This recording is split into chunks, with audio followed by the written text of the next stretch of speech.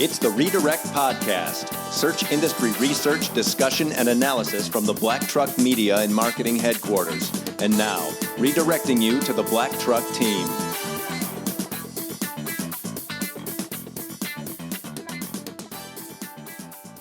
Welcome to episode 30 of the Redirect Podcast. It is Friday, January 19th, 2018. I'm Jason Dodge, founder of Black Truck Media and Marketing. Welcomed this week by Ashley and Patrick. Welcome, gang, to another week. Hello. We made it through. Just a quick follow-up from last week. Last week was a really great podcast, kind of a busy time. We published an outline on the changes taking place in the Facebook world and that landscape and how this is going to affect organic reach of your brand's page. So go check that out. There's a handy little infographic in there that actually Ashley put together that's nice, stay calm, and these are the things you should focus on. So with that said, we're gonna go ahead and jump right into things. I'm gonna kick it to you, Ashley, and let you kind of maybe take off a little bit from where we left off last podcast, episode 29. So kind of keeping on the theme of social media, with the updates to Facebook's newsfeed, there's the recommendation of creating content that is going to feed into the engagement factor on the newsfeed. So with these changes, Facebook is trying to keep more people on their site, on their platform. So what's going to create more engagement is going to be the content that will keep people on Facebook, basically.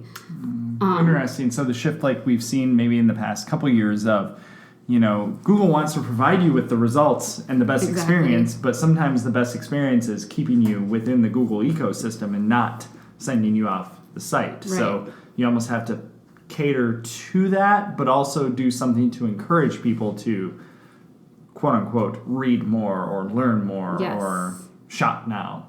Exactly. And on that note, actually, today's Whiteboard Friday from Moz was on that very topic. The title is, Should SEOs and content marketers play to the social networks stay on our site algorithms? It's a really great video. I think it was just over 6 minutes, so a nice quick watch.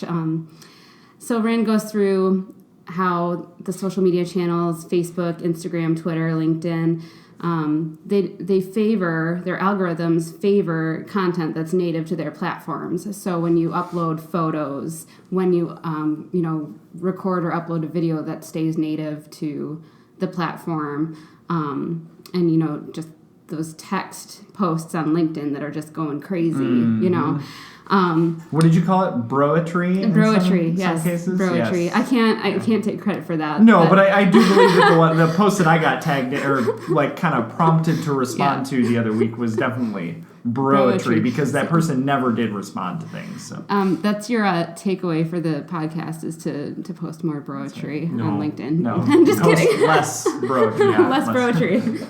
Let's rid the world of Broetry, shall we? Anyway, again, the social media channels favor that native content that is not going to bring the users away from that platform's website or app or whatever it may be. But as marketers, we want to attract people away, usually, try to get them to come to our website. There's a purpose for the social media, obviously. There's, community, building a community, creating conversation, and generating awareness. So Rand poses a couple reactions to that, stay on the platform scenario. So do you play to the algorithms or do you forget the algorithms and do your own thing? So his suggestion, of course, is to create a balance of playing into the algorithms, but tip the scale in favor of bringing people to your website, obviously. So the reason for that being that there's a purpose for both. Playing into the social media algorithms by quote-unquote sucking up to the algorithm and posting content that's going to keep people on the site that'll possibly get higher engagement and presents opportunities to grow awareness on that platform for your brand. But then, as Rand points out, what is the value, if you're going the organic route, what is the value of your social media post potentially reaching a few of your followers organically, depending on how you do it, versus the value of bringing a lead to your website through social media and then bringing in a conversion that way. So I thought that was just a nice little recap of the situation. And to add to that, what is the value of that lead coming in from social media versus the value of the lead coming in through your referral network that maybe you have more influence over through social media or through other inbound channels. Yeah. Obviously, hopefully most people would say, oh, that's a much more valuable lead. It's probably a warmer lead, that type of thing. You don't have to vet it as much. But it's interesting so Rand does the Whiteboard Friday. This was right after he did him and Larry Kim, former WordStream founder, did they did a webinar series with PPC Chat with PPC Hero, Hannah Marketing, and it was on the future of more or less ads in 2018. And this sounds like a little bit like a recap, probably, of some of the things that Rand was talking about. And that was, both of them had differing opinions. One was very much, are you going to chase the algorithm, or are you going to do a mix of both things? And I think Larry even tweeted to me afterwards, it's just a Google, Amazon, Facebook world, and we just live in it type of thing, So, but I think, though, too, at the end of the day, it doesn't matter if Facebook, Google, whatever. Like, as SEOs, we shouldn't be optimizing for the search engine. We should be optimizing for the human being that is then searching on the search engine. So that's what people need to remember and keep in mind. And I think that has been very relevant for a while now for people who are doing good SEO work. But I think that's more importantly moving forward. So it goes along the lines of the notion of keeping it human, and robots are trying to be more human. As long as we keep focusing on the task of keeping it human, the robots will eventually catch up. So if you have the groundwork already laid, it'll just benefit you in the future as the robots get more advanced. Yeah. No, I agree. I think, and to also add to kind of our discussions from the previous podcast around Google's page speed test tools. So Pat, you touched on I think it was the beta access that we have to Search Console and changes there, but then Google rolled out this great update to page speed tools. We know that usability. So again, all of this just plays into the human factor side of things, and I think that's really I am a big fan of all of it. While it might make some people's jobs difficult, I'm a big fan of it. But Google came out and actually stated that page speed will become a ranking factor in mobile search. So that will actually be a ranking factor. We know that it's been around on the desktop side since 2010, 2011, right in there. But it will be for mobile search, which will affect the mobile index. And they're saying sometime in July, actually. So it's going to be known as the Speed Update, super fancy name. And they're saying it's only to affect pages that deliver the slowest experience to users. So it's pretty agnostic to the technology that you're using to power your website or to build pages out. That's at least what the Google team's saying. So to kind of play into the whole humanistic side of things, I think that's the direction things are gonna really, really head this year. Cool. I'll jump in here. I want to talk about something a little bit different, but I guess it can kind of tie along with... I thought you were going to go, I'm going to talk about something that's real near and dear to my heart. Or something. No. I mean, it kind of is. Image search? No. Page descriptions. Yeah. So, Ashley, you mentioned keeping them on the platform. There's conversation around page descriptions changing and the SERPs.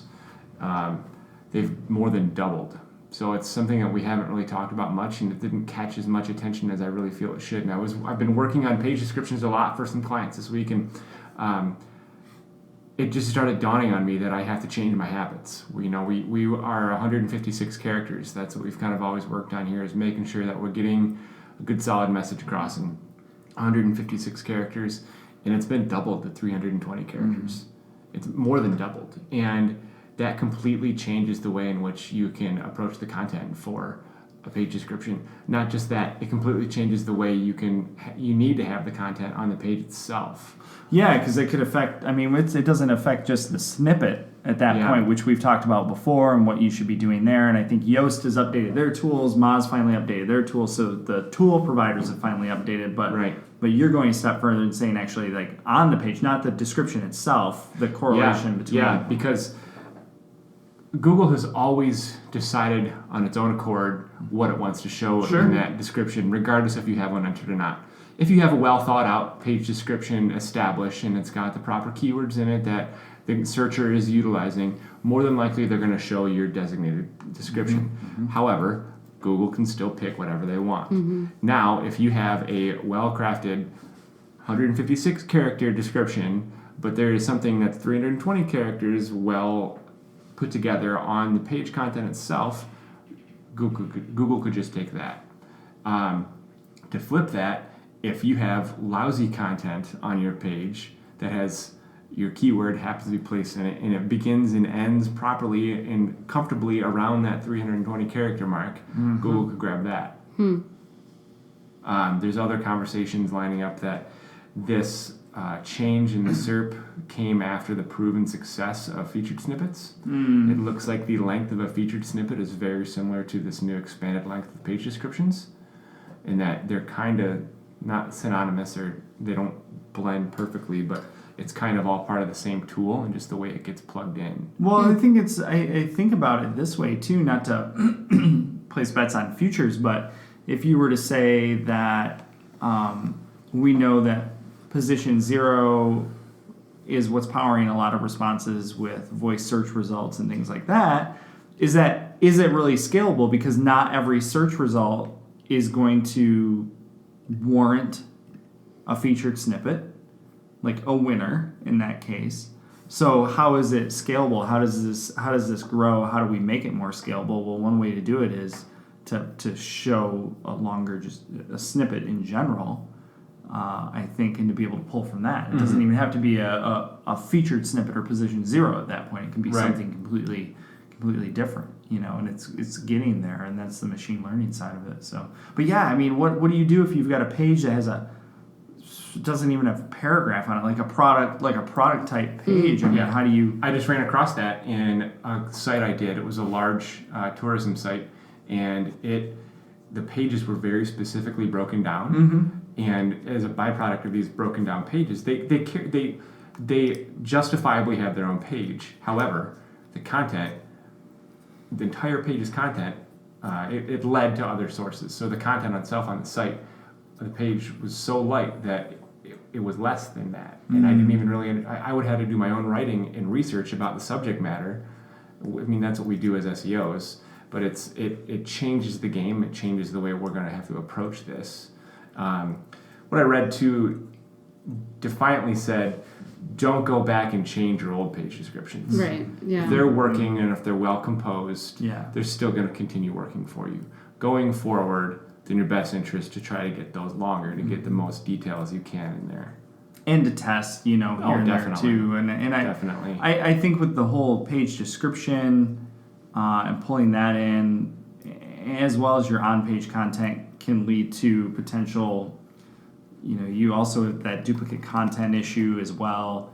And I think Google's John Muir came out the other day, and there was a whole thing in a Webmaster Forum recently that was outlined about how to handle it when you have like a product category page. So we've got a category for a certain category of products. On there, say, is 10 products, and you're using the same exact snippet content for the description of that product to entice you to click on it, is the same that's being used on the page itself for the description. So could you imagine if you're like triple dipping, you're using that same content as the snippet in the site on that product category page, like, okay, here's all our blue yo-yos we have, and then I click on the specific one, the model I want to see, and then it's the same description, but then also maybe by happenstance or just stock out of the box, CMS pulls that into your meta page description as well. Like all of a sudden we have some would be confusing signals there. There's certainly real estate there on the table to clean up. That's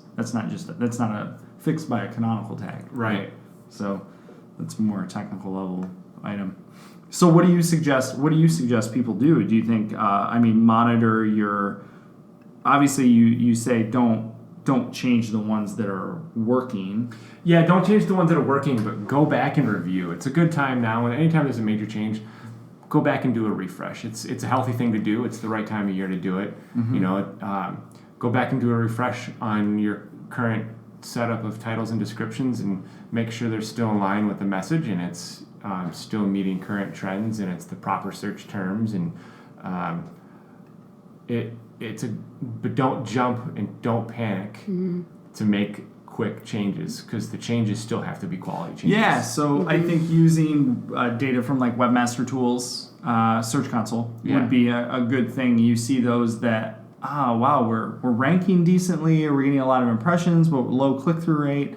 Maybe those are the ones to go ahead and do some tweaking and modifications to and bring them up to what might be deemed as today's standards, inching on that 300, 320 character limit, right? And seeing if you can really make a valid case to have somebody click through, I think would be really helpful. Obviously, if you've got a size I know the site you were working on, if it's of scale, that can take some time to go through and knock out page descriptions for all the things. So in that site, I did experiment. I did I'd say a third at the expanded length, and then I stuck with the way I normally do it on the previous because I hadn't done enough research on my own yet to see if it's permanent. I think you've got to track and test too. Yeah. You don't know. You don't want to roll out the full change if you don't know its impact. So right. Well, I think that the new year is certainly going to bring a round of changes to both Google that we always probably all focus on, but then Bing too. So the search engine that we often ignore, but I don't think that we should. Right? We've heard things like hey, if you're not using Bing's Webmaster Tools, you should because you need to understand how they're crawling your site versus Google. Yeah, 10 to 15% of your audience is still a piece of audience. Yeah, totally. I mean, it could be up to 20%, and it might sway toward an older demographic or those who are not as tech savvy or they work for Microsoft or something like that. But I think the biggest volatility in search landscape too right now is within the local search environment. We've certainly seen it in Google. It's going to continue to evolve in Bing as Bing figures out their place in the market. So they made changes recently they added in a new feature to the local knowledge panel. So that's a little snippet. I keep calling it a snippet. We shouldn't because I'm sure other industry folks are going to be like, it's not a snippet. Okay, it's knowledge panel. It's the little section that comes up and tells you everything about somebody's business. But it allows a user to book an appointment. So that's a feature that's actually been available to Google in some markets and not to all audiences since this summer, summer 2017. So the example that they used, both Bing used it, the SEM Post, Jennifer Slegg wrote a really good article on that, is if someone's doing a search for a hair salon or a contractor's name or something like that, that information comes up and you're actually able to book an appointment directly through the knowledge panel. Say book now. It's facilitated by a third-party site that they've partnered with. But nonetheless, it's a move toward the pursuit of being more helpful to the user and not sending them directly away. I think that's also a potential power play from an ad revenue perspective too. I'm going to put my skeptic hat on in a moment and say, well, how does that information get relayed to them? B, who's making money off of this too in the end? Booking appointment, pay per lead.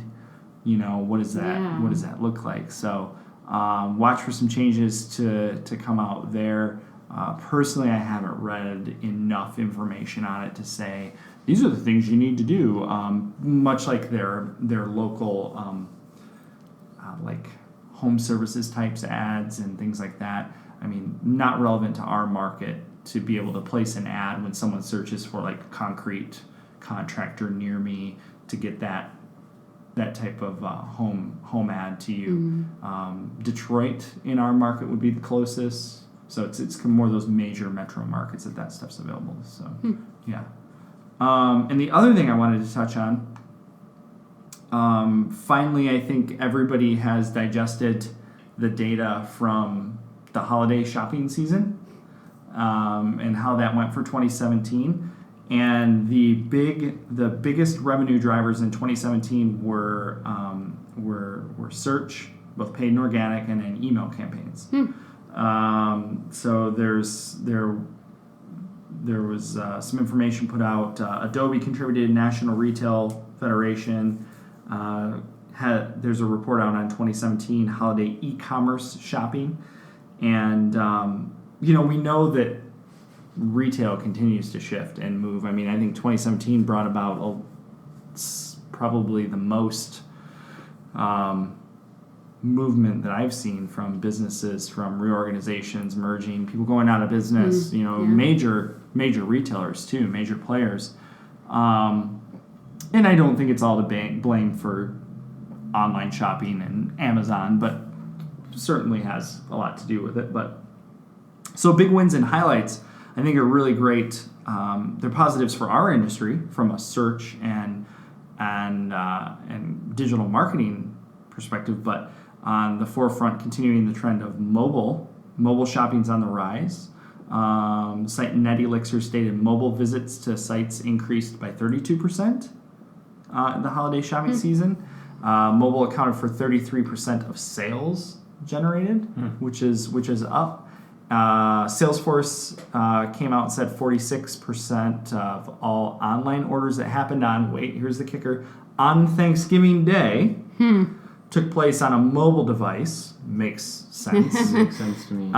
You're tired of listening to, your aunt or uncle talk politics, so or you're being smart and savvy and not wasting time in lines like those other people outside. Yeah, exactly. Yeah, those stores don't need to be open on Thanksgiving.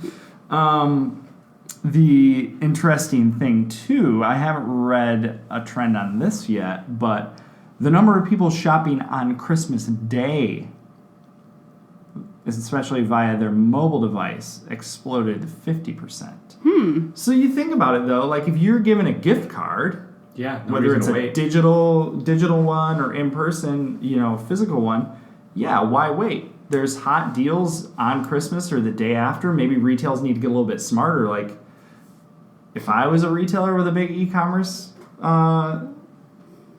platform, like, I'm going to eat my own words probably from some previous podcasts, but like, why not run some promos on Christmas Day? Oh, here's something to think about. Actually smirking and laughing over here. Just shaking my head. I wonder what percentage of those purchases on Christmas Day are based on a future return from a previous purchase. Oh, yeah. Remember, we had the discussion I think, kind of come full circle. We had an interesting discussion with our mail carrier, our U.S. Parcel Post carrier here, great individual, who we had a discussion about whether or not returns were up. And he made to mention that I think he said leading up to the holidays, what did he say? Like the first part of his route was full of packages, and then the next part was more your traditional business and residential type mail.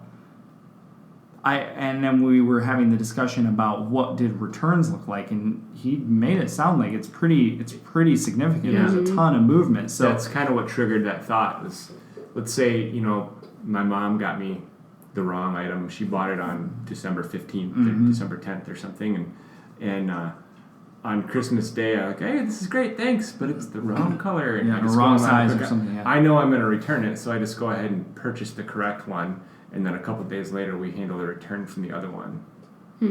So that revenue is triggered back to that original purchase. Yeah. What's the percentage of? Well, I think there's revenue generated, and then the whole other sub-segment that you're interested in is percentage of returns.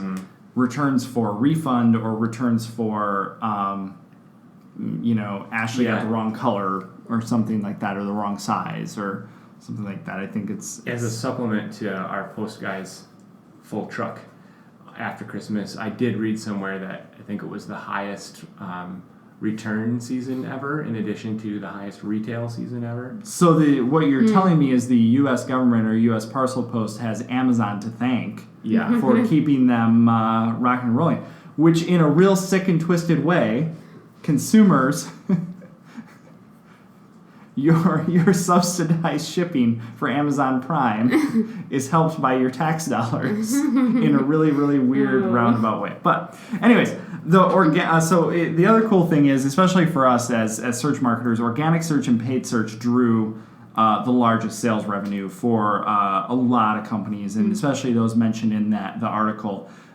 Search drove nearly 45% of visits. Breaking that down into a category of 23% to 21%, so paid to organic. So 23% to organics, 21%. Again, I always want to know, Pat, probably like your last point, I want to know, okay, how many of those were like new visits through organic search, making a purchase, versus how many of those were returning visits? I think those are always interesting stats to try and figure out too. But yeah. Yes, Ashley. Yeah, I mean, this is it's kind of changed. Did you go down a whole nother rabbit hole? Well, no, there's just I'd gone back and forth about whether or not to make this my kind of my talking point for the podcast. But we had talked a little bit about the featured snippets and voice search, and it just made me think I'd just seen this article come up in my reading of a study found that 80% of Google Home results came from featured snippets. 80% of Google Home results. So I didn't go too deep into the study, but I thought that was very interesting. So it's like, okay, what's the other 20%? 20% are probably searches that don't have a featured snippet. Well, yeah, or there's, I didn't go too deep into it, but there was, let's see, it was like flight searches. I don't know. I'll link to it in the show notes if you want to check it out. And then along with that, NPR and Edison Research released a new smart audio report for like Q4 of last year, and so there's some new stats related to smart devices, and this is just something that we've been following as it has been developed, and just on the heels of the conversation about the holidays. In the 2017 holiday season, 7% of Americans got a smart speaker. 4% of Americans got their first smart speaker. And let's see if I can find that other stat. Of course, I'm not going to be able to find it now. But it may not have been in this report. It might have been in a different report. But now 1 in 6 Americans has a smart device. Wow. Yeah. So sometimes you're forced into getting a smart device and you don't even realize it. I'm getting a new thermostat in my house next week. And the current version of thermostat has Amazon Alexa built into it. It's not why I'm getting it, but I'm the guy that always rags on these new smart devices and these home assistants, and now I'm gonna have 2 in my house. It's 2 thermostats. Well, it's interesting too. I mean, so the featured snippet side of it, you said 80% was the stat for Google Home specifically. Google Home specifically, and the stat for the brands that actually own their featured snippet, meaning like it's a query, like really, really, it's theirs that they should own. It's like it's below 3% or so. It's a stupid low number. That brands that don't even own the featured snippet. So think about that, 80% were featured snippet results, and like, was your brand even in the results?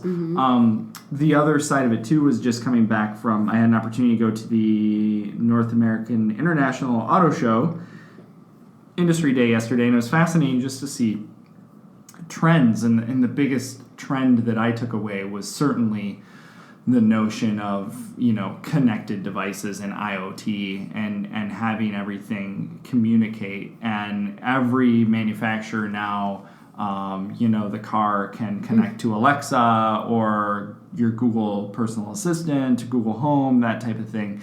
So it's really interesting how we've gone from maybe like Ford Sync in the maybe the more originator in their collaboration with Microsoft on that, to now, well, I don't want that. I want it to work with my existing Amazon account that I have because I'm on the way home and I need toilet paper. Mm-hmm. Am I going to stop by the store, or can I hold out for 2 days and have Amazon Prime deliver? Depends on if the Sunday's in there too. This is true. That's right. You got to know the system, but nonetheless, connecting with things like Chromecast for the TVs, the entertainment system behind you, obviously your Spotify and Pandora type apps and Amazon Prime and stuff. So it was all about connected. I had an opportunity to go downstairs.